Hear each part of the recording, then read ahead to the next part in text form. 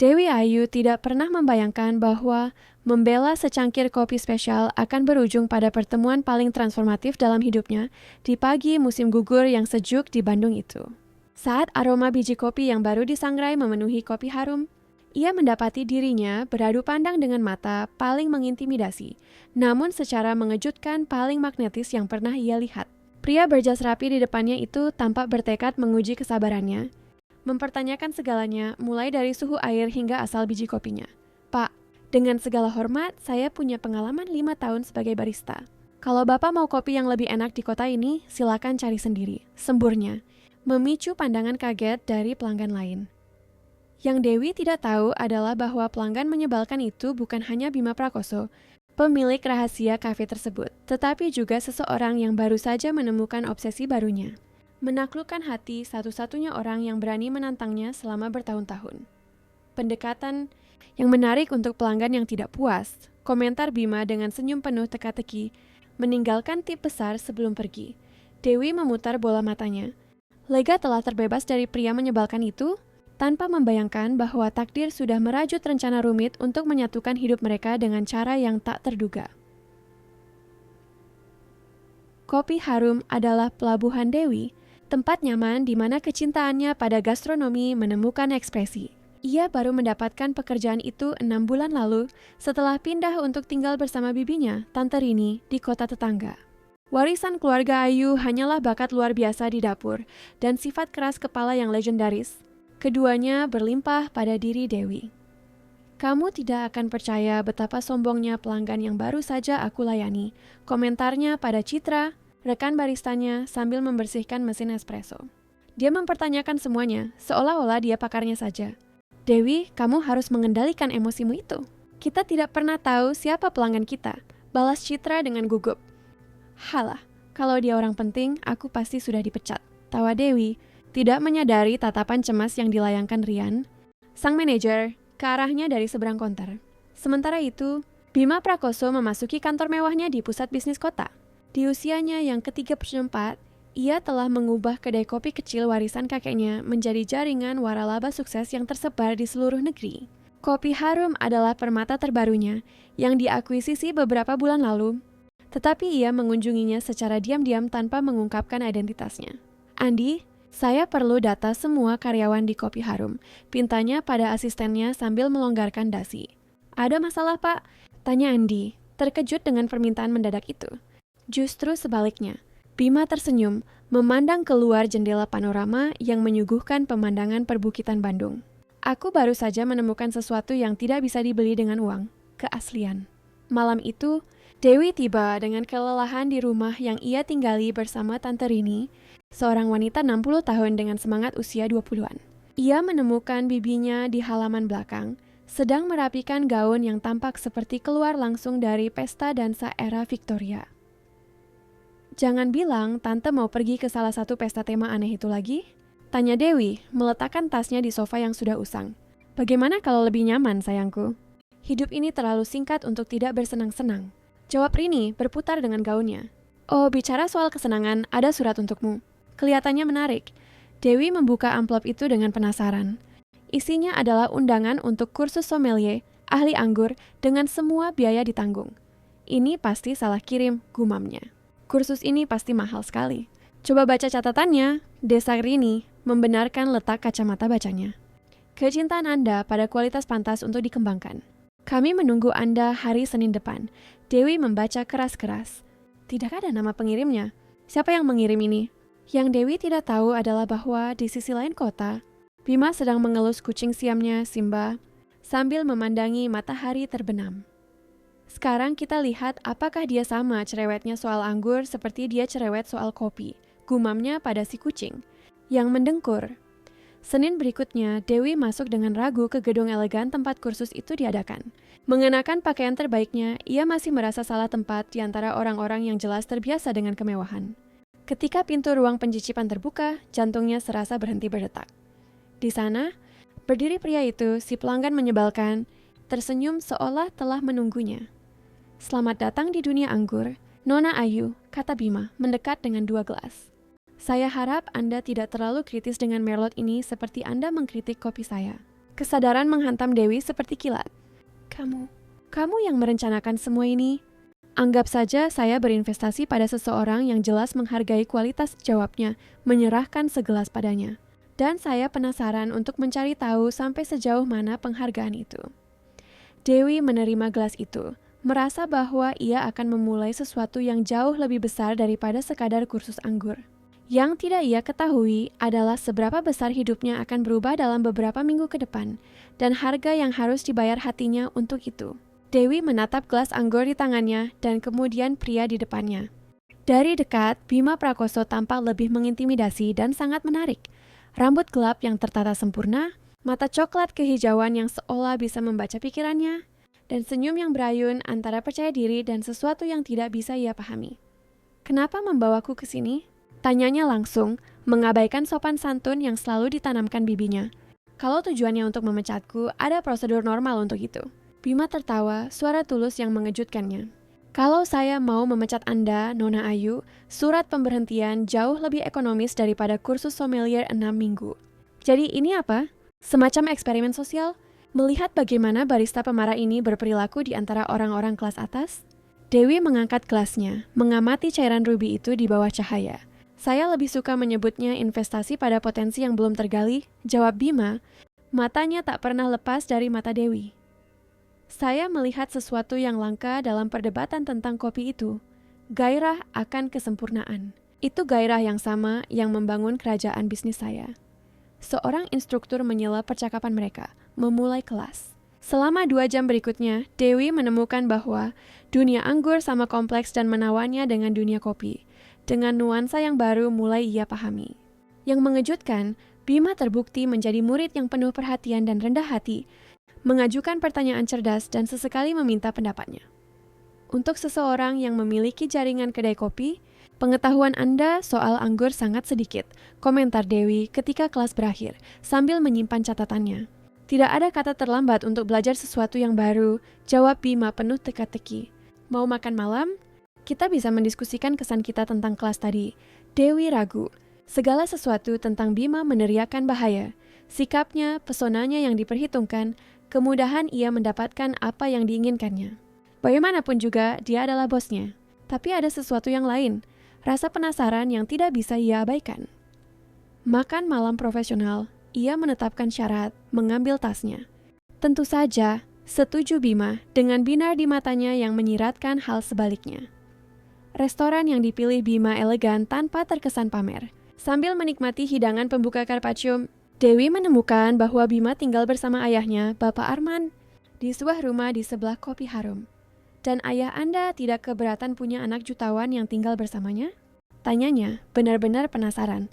"Ayah saya berpikir bahwa kemewahan sejati adalah kebersamaan," jawab Bima dengan senyum sayang. "Setelah ibu saya meninggal, kami berjanji tidak akan pernah berjauhan. Lagi pula, dia punya cukup banyak cerita fantastis untuk menghibur seluruh kota." Cerita fantastis? Ayah saya sangat percaya bahwa setiap orang membawa alam semesta di dalam dirinya. Dia mengoleksi cerita-cerita itu dan menceritakannya kembali dengan bumbu kreatif. Bima tersenyum. "Bagaimana denganmu? Kudengar kamu tinggal dengan tantemu." Dewi terkejut dengan informasi yang dimilikinya. "Anda menyelidiki hidup saya, Pak Bima?" "Saya mengenal semua karyawan saya," jawabnya lembut. "Ya, saya tinggal dengan Tante Rini sejak orang tua saya memutuskan untuk berlibur keliling Eropa selama setahun.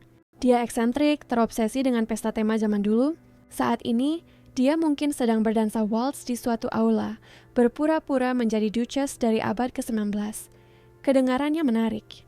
Memalukan, koreksi Dewi, tapi senyumnya mengkhianati kasih sayang yang ia rasakan untuk bibinya.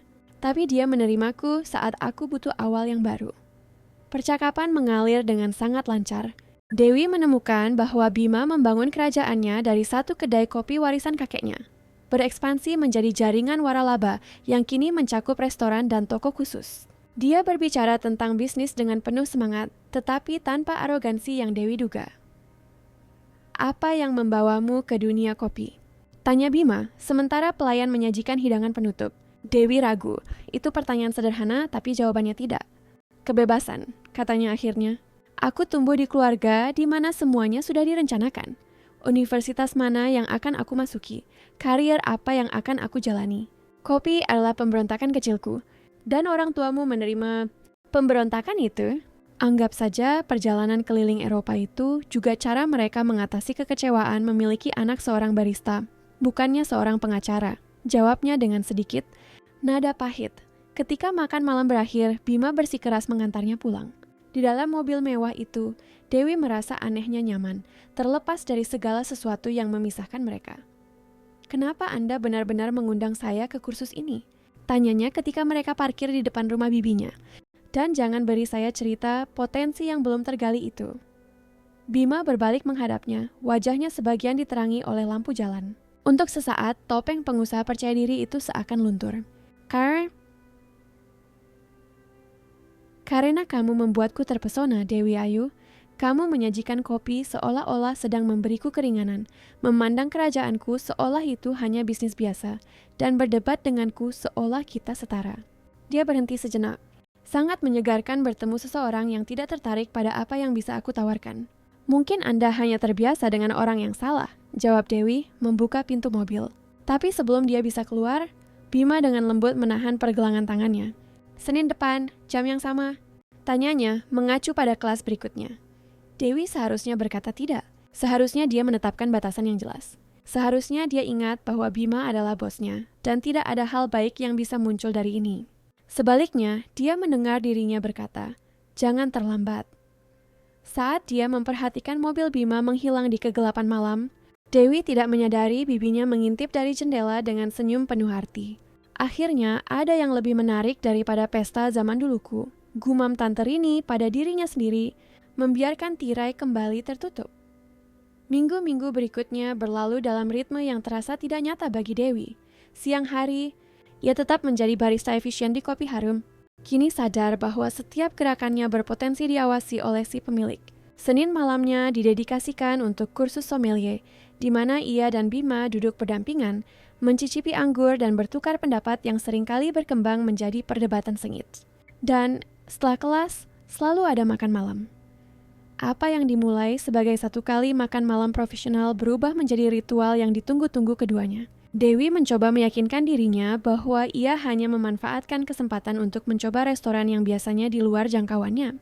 Tetapi kebenaran yang enggan ia akui adalah bahwa ia semakin menantikan percakapan itu, tantangan intelektual yang Bima tawarkan, dan cara Bima memandangnya seolah-olah Dewi adalah misteri yang ingin ia pecahkan.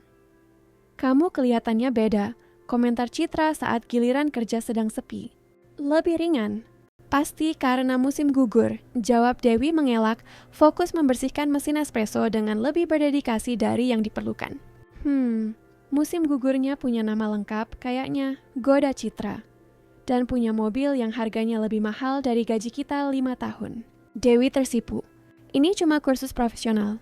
"Tentu saja, dan aku ini Ratu Inggris," tawa Citra. "Hati-hati saja, Dewi. Pria seperti Bima Prakoso biasanya tidak terlibat serius dengan orang seperti kita." Kata-kata Citra bergema di benak Dewi selama berhari-hari. Dia tahu temannya benar. Bima dan dia berasal dari dunia yang berbeda. Tapi itu tidak menghentikan jantungnya berdebar kencang ketika pada hari Senin keempat, Bima mengundangnya ke tempat yang berbeda setelah kelas.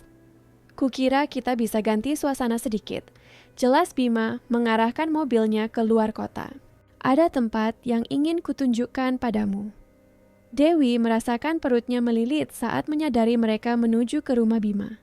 Kediaman keluarga Prakoso adalah bangunan elegan dengan sentuhan rustik, berlokasi strategis di lahan yang menghadap ke lembah-lembah di kawasan itu. "Ayahku sedang bepergian," jelas Bima saat parkir. "Kupikir kita bisa makan malam di sini. Aku janji aku bisa memasak lebih baik dari yang kamu bayangkan." Rumah itu, di bagian dalamnya, adalah cerminan unik dari penghuninya. Ruang-ruang modern dan minimalis terjalin dengan sudut-sudut nyaman yang penuh buku dan benda-benda aneh yang Dewi duga adalah koleksi ayah Bima. Jadi, disinilah Bima Prakoso yang perkasa itu menurunkan pertahanannya? Komentar Dewi mengamati foto-foto keluarga yang tertata rapi di rak. "Semua orang butuh tempat untuk menjadi manusia biasa," jawabnya, membimbing Dewi ke dapur yang ternyata sangat fungsional. Dewi terkesan melihat Bima bergerak dengan cekatan di dapur, menyiapkan risotto jamur, sementara sebotol anggur bernapas di atas meja. Di mana kamu belajar masak seperti ini? Tanyanya, menerima gelas yang ditawarkan Bima. Ibuku bersikeras bahwa setiap pria harus tahu cara bertahan di dapur. Bima tersenyum dengan nada nostalgia.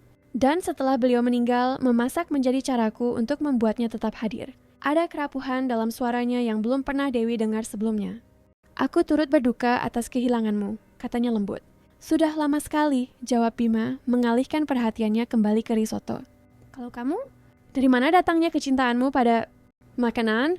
Dewi bercerita tentang hari-hari minggu di dapur bersama neneknya, belajar resep tradisional, dan kemudian bereksperimen dengan kombinasi sendiri. Bagiku, makanan adalah koneksi, jelasnya. Ini adalah bahasa universal. Saat mereka makan malam di beranda yang menghadap ke kerlip lampu kota, percakapan mengalir ke wilayah yang lebih pribadi. Bima berbicara tentang tantangan memperluas bisnis keluarga tanpa kehilangan esensinya. Dewi berbagi mimpinya untuk suatu hari memiliki kafenya sendiri, ruang yang menggabungkan kecintaannya pada gastronomi dengan suasana komunitas yang hangat. Saat itulah suara mengeong yang menuntut menyela pembicaraan. Seekor kucing Siam elegan dengan mata biru tajam muncul, menatap Dewi dengan rasa ingin tahu. Ini Simba, Bima memperkenalkannya saat si kucing melompat ke pangkuannya dengan anggun. Pemilik rumah yang sebenarnya. Dewi tersenyum, mengulurkan tangannya agar si kucing mengendusnya. Dia cantik sekali dan sangat pemilih, komentar Bima, mengamati dengan terkejut ketika Simba meninggalkan pangkuannya untuk menyelidiki Dewi lebih dekat. Dia jarang mendekati orang asing. Mungkin aku tidak seasing itu, jawab Dewi, merasakan gelombang kelembutan saat melihat kucing itu duduk nyaman di sampingnya. Sesuatu berubah malam itu. Saat Bima mengantarnya pulang, keheningan di antara mereka memiliki bobot yang berbeda, syarat dengan kemungkinan yang tak terucapkan. Ketika mereka berhenti di depan rumah bibinya, Dewi merasakan jantungnya berdebar kencang saat Bima mencondongkan tubuh ke arahnya. Tapi, alih-alih ciuman yang diam-diam ia harapkan, Bima hanya dengan lembut menyelipkan sehelai rambut dari wajahnya. Terima kasih untuk malam ini, katanya lembut. Karena mengizinkanku menjadi Bima saja, bukan Pak Prakoso. Dewi merasakan campuran kecewa dan lega. Terima kasih untuk makan malamnya, jawabnya, keluar dari mobil sebelum dia bisa melakukan sesuatu yang impulsif. Keesokan paginya, serangkaian bunga eksotis tiba di kopi harum ditujukan untuknya. Kartu itu hanya bertuliskan, untuk wanita yang mengajari ahli anggur kepada pemilik kedai kopi. Sampai hari Senin, cuma kursus profesional ya. Goda Citra mengangkat alisnya melihat rona merah di wajah Dewi. Malam itu, Dewi mendapati bibinya sedang mengatur kostum untuk acara tematiknya yang lain. Sayang, tante butuh pendapatmu. Abad ke-16 Prancis atau era Victoria untuk pesta dansa nanti. Dewi nyaris tidak mencerna pertanyaan itu. Pikirannya masih melayang pada jam-jam bersama Bima. Dewi, desak tante Rini, menatap keponakannya dengan mata tajam. Oh, aku tahu tatapan itu. Itu tatapan yang sama saat aku bertemu Om Matiusmu. Hati-hati, sayangku. Hati itu rapuh jika dibawa ke ketinggian yang memusingkan. Aku tidak tahu apa maksud tante. Dewi mengelak, tapi dia tahu bibinya benar. Dia sedang jatuh, cepat dan berbahaya, pada seorang pria yang mewakili semua yang selalu ia kritik. Privilege, kekuasaan, dunia di mana uang menentukan nilai. Dan yang paling menakutkan, sebagian dari dirinya mulai percaya bahwa mungkin saja, Bima juga jatuh untuknya. Yang tidak ia ketahui adalah bahwa, saat ia merenungkan kemungkinan-kemungkinan ini, kekuatan lain sudah bergerak untuk menguji koneksi yang baru lahir ini dengan cara yang tidak dapat mereka prediksi. Hubungan antara Dewi dan Bima berkembang seperti anggur berkualitas, kompleks, mengejutkan, dan dengan cita rasa yang baru terungkap seiring waktu. Kursus sommelier hampir setengah jalan, dan apa yang dimulai sebagai permainan kekuasaan berubah menjadi sesuatu yang tak berani mereka sebutkan namanya. Di kelas, mereka menjaga profesionalisme yang perlahan luntur selama makan malam yang selalu menyusul. Dewi, yang biasanya sangat defensif dan mandiri, mendapati dirinya berbagi cerita yang belum pernah ia ceritakan kepada siapapun. Bima, di sisi lain, mengungkapkan lapisan-lapisan yang tidak pernah dilihat dunia korporat, selera humornya yang tajam, kecintaannya pada sastra klasik, dan saat-saat keraguan dirinya. Ayahku pulang besok dari perjalanannya, komentar Bima suatu malam, saat mereka berjalan di taman setelah makan malam. Musim gugur berlanjut, menutupi tanah dengan daun-daun keemasan. Dia tidak sabar ingin bertemu denganmu. Rupanya Simba tidak berhenti membicarakanmu. Dewi tertawa. Jadi kucingmu itu tukang gosip dan jenis yang terburuk. Bima tersenyum, menggenggam tangannya seolah itu adalah gerakan paling alami di dunia. Dewi merasakan getaran yang tidak ada hubungannya dengan angin malam yang dingin. Apakah berlebihan jika aku memintamu makan malam bersama kami besok? Aku janji ayahku akan bersikap baik. Kurang lebih, bertemu ayah? Kedengarannya serius, Pak Bima, goda Dewi, mencoba menutupi kegugupan yang ditimbulkan oleh ajakan itu dengan humor. Memangnya kenapa kalau serius? Ekspresi Bima tiba-tiba menjadi serius. Mereka berhenti berjalan dan dia berbalik menghadapnya. Bagaimana jika aku bilang aku belum pernah merasa seperti ini pada siapapun sebelumnya? Dewi menelan ludah. Kata-kata itu adalah semua yang ingin dia dengar sekaligus ketakutan terbesarnya. Aku akan bilang kamu perlu memperluas lingkaran sosialmu. Jawabnya defensif. Bima tidak terpengaruh oleh pengelakan itu. Dewi Ayu, kamu adalah orang yang paling membuat frustrasi, keras kepala, dan memesona yang pernah kutemui. Dan setiap hari berlalu, aku semakin yakin bahwa aku menginginkanmu dalam hidupku. Bukan hanya sebagai barista yang berdebat denganku tentang suhu kopi yang ideal. Dewi merasakan jantungnya berpacu. Sebuah suara di benaknya yang terdengar sangat mirip dengan Citra, memperingatkan tentang perbedaan dunia mereka, tentang risiko terlibat dengan bos, tentang dongeng yang tidak ada di kehidupan nyata. Tapi bagian lain dari dirinya yang lebih gigih dan persuasif berbisik bahwa beberapa kesempatan hanya datang sekali seumur hidup. Ayahmu suka lasanya? Tanyanya akhirnya, senyum ragu di bibirnya. Karena kalau aku akan menemuinya, aku harus membuatnya terkesan dengan sesuatu yang istimewa. Senyum yang menerangi wajah Bima sepadan dengan setiap detik keraguan. Dia mencondongkan tubuh dan, kali ini, ciuman itu lembut, awalnya hampir penuh hormat, tetapi dengan cepat berubah menjadi sesuatu yang lebih intens, seolah-olah keduanya akhirnya melepaskan perasaan yang tertahan selama berminggu-minggu. Ketika mereka berpisah, terengah-engah, Bima menyandarkan dahinya ke dahi Dewi. Kurasa aku baru saja melanggar semua aturan tentang hubungan di tempat kerja. Secara teknis, kita sedang di taman. Dewi tersenyum di bibirnya. Dan sejak kapan kamu peduli dengan aturan? Makan malam keesokan harinya adalah pengalaman yang surreal. Dewi, yang mengira akan merasa terintimidasi di hadapan ayah Bima, menemukan sekutu dalam diri Bapak Arman Prakoso. Di usianya yang ke-70, ia memiliki mata ekspresif yang sama dengan putranya, tetapi dengan kerutan tawa yang menceritakan kehidupan yang dijalani sepenuhnya. Akhirnya saya bertemu Dewi yang terkenal itu, seru Arman, mencium tangannya dengan gaya kuno. Kap, putra saya dan Simba tidak berhenti membicarakan Anda. Dan jika mereka berdua setuju tentang sesuatu, saya harus memperhatikannya. Ayah, Bima memperingatkan tapi nadanya penuh kasih. Apa? Seumur hidup membangun kerajaan untukmu, masak aku tidak boleh bertemu wanita yang berhasil menembus hati itu. Arman mengedipkan mata pada Dewi.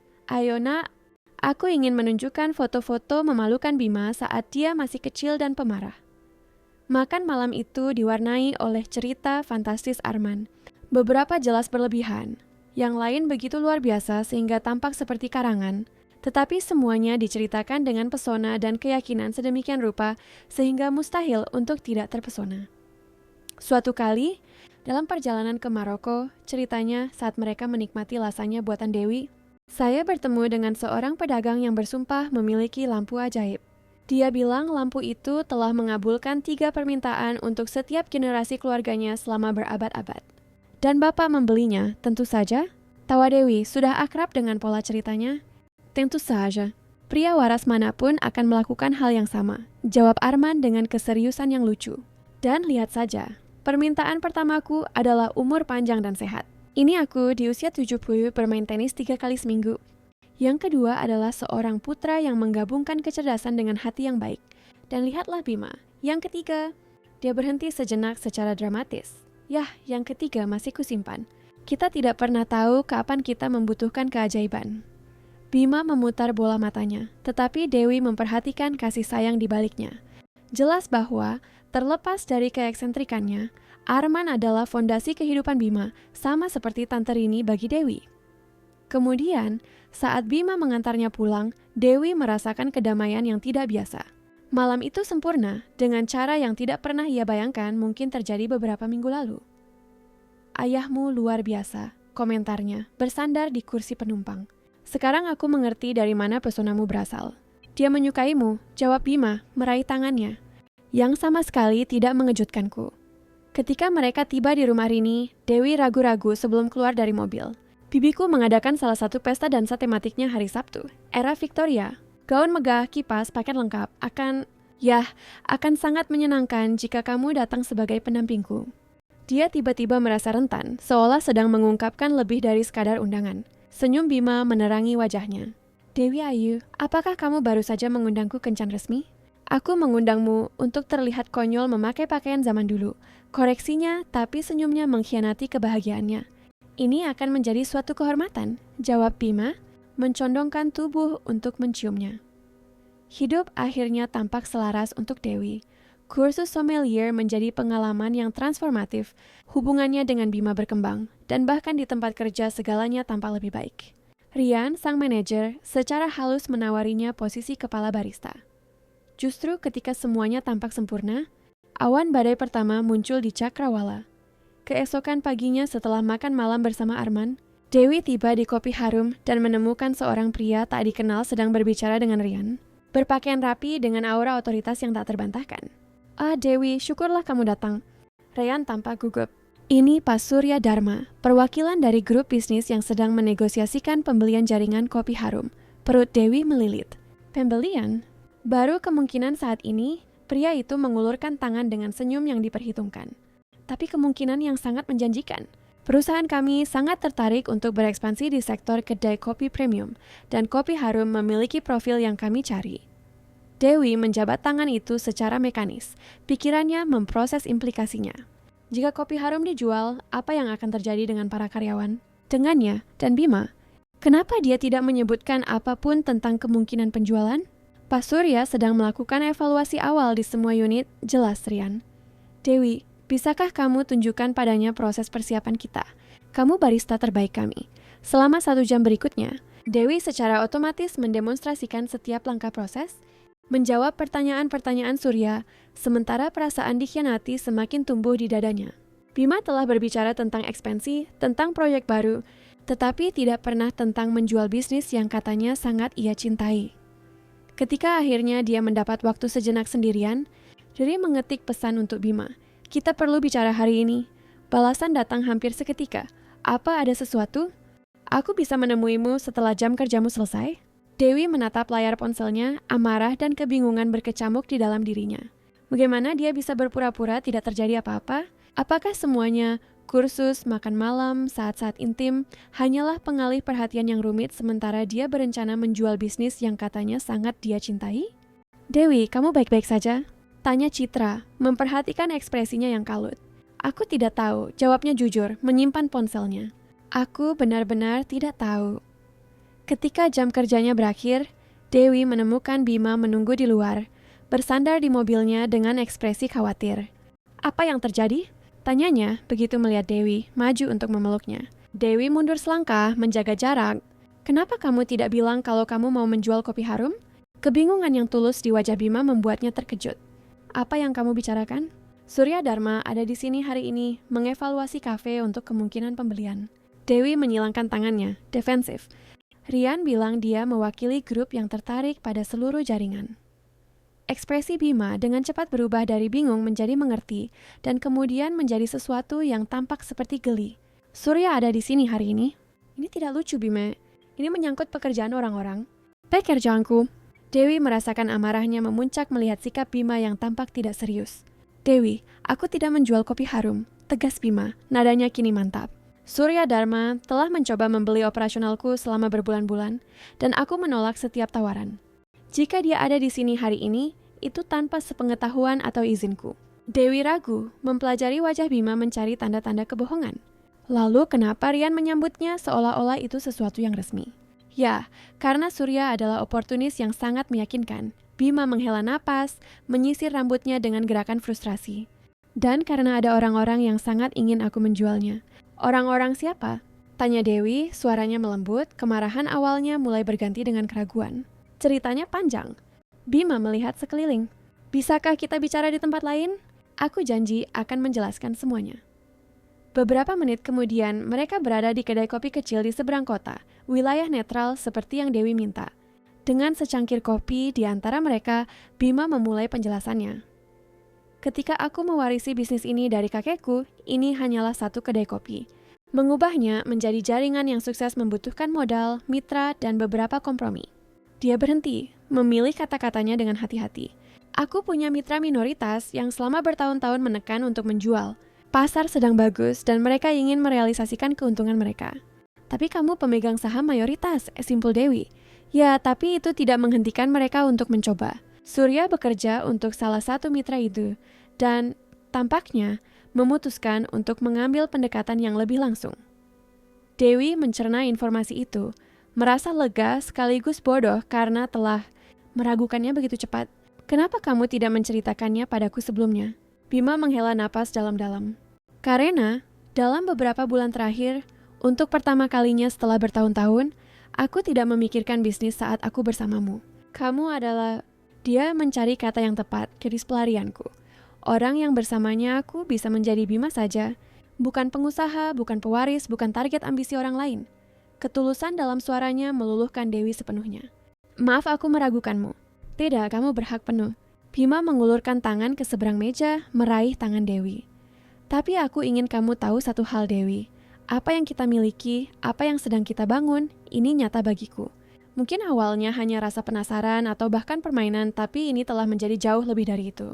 Jauh lebih dari yang pernah kubayangkan. Dewi merasakan jantungnya berdebar.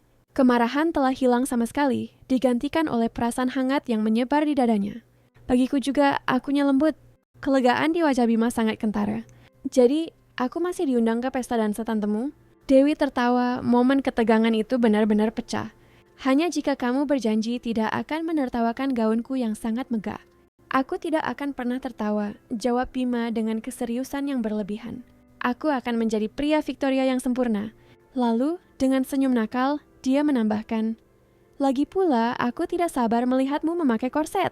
Dewi merasakan wajahnya memerah padam. Kamu yakin mau berurusan dengan tanteku? Dia pasti akan menanyakan niatmu. Mungkin menuntut tanggal pernikahan, dan yang pasti menceritakan kisah-kisah memalukan tentangku. Mengingat kamu sudah menghadapi ayahku dan cerita fantastisnya. Sepertinya itu adil, jawab Bima, membawa tangan Dewi ke bibirnya dengan gerakan yang membuat Dewi bertanya-tanya bagaimana ia bisa menolaknya selama ini. Yang tidak mereka ketahui saat mereka membangun kembali kepercayaan yang baru saja goyah adalah bahwa Surya Dharma bukanlah orang yang mudah menerima kekalahan. Dan insiden di kafe itu hanyalah awal dari rencana yang jauh lebih rumit untuk memaksa Bima menjual kerajaannya, apapun taruhannya. Aula imperial yang disewa Tante Rini untuk pesta dansa Victorianya yang mewah, berkilauan dengan dekorasi zaman dulu. Lampu gantung kristal, rangkaian bunga yang subur, dan tirai beludru menciptakan suasana yang sempurna bagi para tamu, yang semuanya berpakaian sesuai tema untuk merasa terlempar ke abad ke-19. Dewi mengamati semuanya dengan campuran rasa malu dan kagum. Bibinya, terlepas dari segala keanehannya, tahu cara menyelenggarakan acara yang mengesankan. Dia merapikan korset gaun biru Toskanya untuk ke-10 kalinya, merasa konyol sekaligus anehnya elegan. Berhenti merapikan gaunmu, sayang. Kamu tampak memukau, kata Rini mendekat bersama dua pria tua. Berpakaian seperti wanita bangsawan Victoria sejati, dengan gaun merah marun dan tatanan rambut rumit berhias bulu, dia tampak sangat menikmati perannya. Ini adalah Profesor Budi dan Profesor Dian, para ahli era Victoria yang dengan baik hati setuju untuk memberikan keaslian pada acara kecil kita ini. Dewi menyapa kedua pria itu dengan sopan, sementara matanya terus menyapu aula mencari Bima. Dia telah berjanji akan datang lebih awal, tetapi sudah lebih dari 1 jam sejak pesta dimulai. Pangeranmu belum datang? Tanya Rini dengan tajam setelah para profesor menjauh. Mungkin terjebak macet, jawab Dewi, berusaha terdengar santai. Gumam Rini, tidak yakin. Baiklah, sambil menunggu, bagaimana kalau kamu ceritakan lebih banyak tentang hubungan yang coba kamu sembunyikan dari tantemu yang tua ini? Dewi tersipu. Aku tidak menyembunyikannya. Aku hanya tidak yakin apa yang harus diceritakan. Dan sekarang kamu yakin? Rini mengangkat alisnya yang tergambar sempurna. Sekarang aku tahu ini lebih serius dari yang pernah kubayangkan. Aku Dewi, terkejut dengan kejujurannya sendiri. Dia berbeda dari yang kuduga. Lebih baik, lebih rapuh. Dan bersamanya, aku merasa bisa menjadi diriku sendiri sepenuhnya. Senyum Rini melembut. Oh sayangku, kamu tahu apa yang akan dikatakan nenekmu? bahwa cinta sejati bukanlah saat kita menemukan seseorang yang sempurna, tetapi saat kita melihat dengan sempurna ketidaksempurnaan seseorang dan tetap memilih untuk mencintainya. Dewi merasakan tenggorokannya tercekat. Cinta, apakah itu yang dia rasakan? Kata itu terasa mengintimidasi sekaligus sangat tepat. Pada saat itu, keributan di pintu masuk aula menarik perhatiannya. Bima telah tiba, dan pemandangan itu membuat jantungnya berdebar. Mengenakan pakaian pria Victoria sejati, dengan jas berekor, rompi, dan dasi yang pas, dia tampak seperti keluar langsung dari halaman novel roman klasik. Tapi bukan penampilannya yang sempurna yang membuat Dewi menahan napas, melainkan ekspresi di wajahnya saat mata mereka bertemu di tengah kerumunan. Campuran kekaguman, hasrat, dan sesuatu yang lebih dalam, sesuatu yang membuat dunia di sekitarnya menghilang sejenak. Kurasa aku baru saja menyaksikan tatapan yang mengilhami Soneta selama berabad-abad, gumam Rini di sampingnya. Pergilah, ksatriamu menunggu. Dewi melintasi aula seolah melayang, samar-samar menyadari tatapan dan bisikan yang mengikutinya. Ketika akhirnya dia berhadapan dengan Bima, kata-kata seolah hilang. Kamu... Bima tampak sama terdiamnya, matanya menyapu gaun yang menonjolkan pinggang Dewi dan membiarkan bahunya setengah terbuka. Tidak ada kata sifat yang cukup. Kamu juga tidak terlihat buruk, Dewi berhasil berkata, merapikan kerah jas Bima dengan gerakan intim yang membuat beberapa tamu mengangkat alis. Maaf atas keterlambatanku, kata Bima menawarkan lengannya. Aku mengalami kendala yang tidak terduga. Sesuatu dalam nadanya membuat Dewi waspada. Kendala seperti apa? Jenis yang bisa menunggu, jawabnya dengan senyum yang tidak sepenuhnya mencapai matanya. Malam ini tentang kita, bukan tentang bisnis. Sebelum Dewi bisa mendesak, orkestra yang disewa Rini mulai memainkan waltz dan Bima membungkuk hormat. Nona Ayu, bersediakah Anda memberi saya kehormatan untuk berdansa? Dan begitulah, seperti dalam dongeng, Dewi mendapati dirinya berputar dalam pelukan pria yang telah mengubah hidupnya dalam hitungan minggu. Bima berdansa dengan keyakinan yang sama saat dia menjalankan bisnisnya. Membimbingnya melintasi aula dengan presisi dan keanggunan yang tidak pernah ia bayangkan dimiliki Bima. Di mana kamu belajar berdansa seperti ini? Tanyanya terkesan. Ibuku memaksa les dansa waktu aku remaja. Jawabnya memutarnya dengan ahli. Waktu itu rasanya seperti siksaan. Sekarang aku selamanya berterima kasih padanya. Malam itu berlalu seperti mimpi.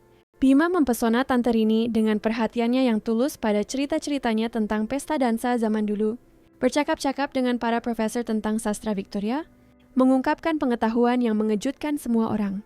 Dan yang terpenting, dia tidak beranjak dari sisi Dewi sejenak pun, memperlakukannya dengan pengabdian yang tidak luput dari perhatian tamu lain. Hanya ketika mereka melangkah keluar ke beranda untuk mencari privasi, Dewi menyadari bayangan di mata Bima lagi. Sekarang kamu mau ceritakan apa yang sebenarnya terjadi hari ini? Tanyanya bersandar di pagar batu. Malam itu sejuk dan Bima dengan lembut meletakkan jasnya di bahu Dewi. Aku tidak ingin merusak malam ini, desahnya. Kamu tidak akan, Dewi meyakinkan. Tapi kita ini mitra sekarang kan? Mitra berbagi masalah. Istilah mitra membuat Bima tersenyum tulus. Ya, benar. Dia berhenti menata pikirannya. Surya Dharma tidak menyerah. Hari ini aku menerima proposal pembelian resmi, didukung oleh 3 dari 5 mitra minoritasku. Apa mereka bisa memaksakan penjualan meskipun mereka minoritas? Tidak secara langsung. Tapi mereka bisa membuat segalanya menjadi rumit. Bima menyisir rambutnya, gerakan yang sudah Dewi kenali sebagai tanda kekhawatiran. Dan Surya bersedia bermain kotor. Dia menyelidiki bisnisku, mencari celah, dan dia menemukannya. Bima ragu sejenak. Semua bisnis punya area abu-abu, Dewi.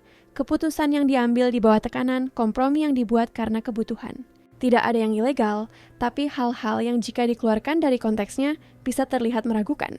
Dewi merasakan hawa dingin di punggungnya yang tidak ada hubungannya dengan angin malam. Jaminkan camu? Anggap saja dia sangat menyarankan agar penjualan secara damai akan lebih mudah bagi semua pihak yang terlibat. Jawab Bima, suaranya kini tegang. Termasuk orang-orang yang dekat denganku. Orang-orang sepertiku, simpul Dewi, akhirnya memahami tingkat kekhawatiran Bima. Bima berbalik menghadapnya, menggenggam kedua tangan Dewi. Dewi, jika masalahku ini berdampak padamu, aku tidak akan pernah memaafkan diriku sendiri. Mungkin kita harus jaga jarak dulu sampai semua ini selesai. Dewi merasa seperti ditampar. Itu yang kamu mau? Menjauhkanku begitu ada tanda kesulitan pertama? Tentu saja tidak. Intensitas suara Bima mengejutkannya. Aku ingin melindungimu. Bima Prakoso, dengarkan aku baik-baik. Dewi menegakkan bahunya, matanya tertuju pada Bima. Aku menghabiskan seumur hidupku dilindungi oleh orang tuaku, oleh harapan mereka, oleh batasan yang mereka buat. Aku memilih jalanku sendiri justru agar aku bisa mengambil keputusanku sendiri, menghadapi risikoku sendiri. Jangan berani-beraninya memutuskan untukku apa yang bisa dan tidak bisa aku hadapi. Keheningan yang tegang menyusul kata-katanya. Kemudian, yang mengejutkan, Bima mulai tertawa. Tawa yang tulus, penuh kelegaan dan kekaguman. Kamu luar biasa, tahu tidak? Wanita paling keras kepala, pemberani, dan paling hebat yang pernah kutemui. Dia menangkup wajah Dewi di antara kedua tangannya dengan lembut. Dan aku mencintaimu karenanya. Aku mencintai setiap bagian dirimu yang keras. Kepala, menantang, dan luar biasa itu, Dewi Ayu. Kata-kata itu menghantam Dewi seperti ombak, membuatnya terdiam sesaat. Kamu mencintaiku? Sangat, Bima membenarkan. Wajahnya kini terbuka sepenuhnya, rapuh. Aku tahu ini gila. Kita baru kenal sebentar, tapi aku merasa seperti telah menunggu seumur hidup untuk menemukan seseorang yang benar-benar melihatku. Bukan namanya, bukan uangnya. Hanya aku. Dewi merasakan air mata tiba-tiba menggenang. Aku juga mencintaimu, akunya. Kebenaran itu akhirnya jernih di hatinya. Dan kita akan hadapi apapun yang coba dilakukan Surya Dharma bersama-sama. Ciuman yang menyegel deklarasi itu berbeda dari semua ciuman sebelumnya. Sebuah janji, sebuah komitmen. Awal dari sesuatu yang mereka berdua tahu lebih besar dari diri mereka sendiri. Yang tidak mereka ketahui saat mereka menyegel cinta mereka di bawah bintang-bintang adalah bahwa rencana Surya sudah berjalan.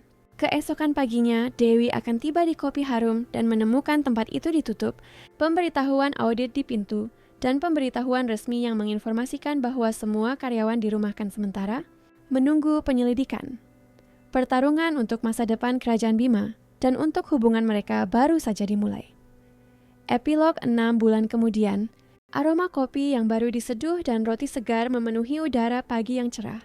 Dewi merapikan rangkaian kecil bunga di atas meja kayu rustik, mengamati dengan puas ruang nyaman yang telah ia dan Bima ciptakan bersama. Dinding bernuansa tanah memajang foto-foto hitam putih para petani kopi di seluruh dunia, sementara jendela-jendela besar membiarkan cahaya alami membanjiri ruangan. Kafe Ikatan, nama yang dipilih untuk menghormati cara hidup mereka terjalin, akan segera membuka pintunya untuk pertama kali, dan Dewi nyaris tidak bisa menahan kegugupan yang ia rasakan. Gugup? Tanya Bima, mendekat dari belakang dan memeluknya. Sangat, aku Dewi, bersandar di dadanya. Gimana kalau tidak ada yang datang? Gimana kalau terlalu banyak yang datang? Gimana kalau mereka benci kopinya? Kalau begitu, kita akan punya cerita hari pertama yang seru untuk dikenang, jawab Bima, mencium puncak kepala Dewi. Selain itu, kita punya kucing Siam yang sangat kritis yang sudah menyetujui semuanya sejauh ini.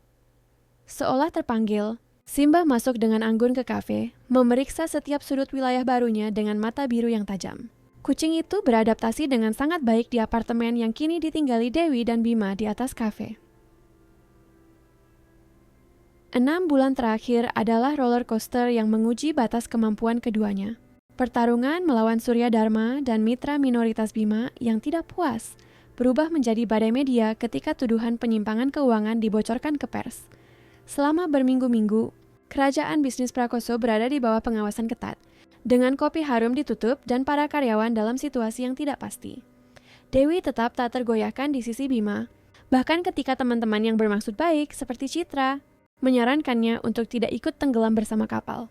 Bersama-sama, mereka menemukan dokumen yang membuktikan bahwa dugaan penyimpangan itu sebenarnya adalah manipulasi akuntansi yang dilakukan oleh salah satu mitra minoritas itu sendiri yang telah berkonspirasi dengan Surya untuk memaksakan penjualan. Kemenangan hukum itu ada harganya. Lelah dengan pertempuran korporat dan kecewa dengan keserakahan yang ia saksikan, Bima mengambil keputusan mengejutkan. Ia menjual sebagian besar operasional bisnisnya, hanya mempertahankan Kopi Harum yang asli, yang dibuka kembali dengan semua karyawan dipekerjakan kembali.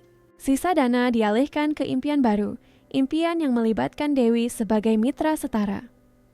Ayahmu dan Tante Rini sudah duduk di meja pojok, komentar Bima melirik jamnya. Siap menjadi pelanggan resmi pertama kita tepat dalam 3 menit. Dewi tersenyum melihat Bapak Arman dan Tante Rini bercakap-cakap dengan antusias. Pasangan yang tidak terduga itu telah menjalin persahabatan instan, didasarkan pada kecintaan yang sama pada cerita-cerita berlebihan dan perayaan mewah. Dewi berpura-pura ngeri dan Bima tertawa geli melihat keduanya kini bersama-sama menyelenggarakan acara tematik bulanan yang menjadi sensasi di kota.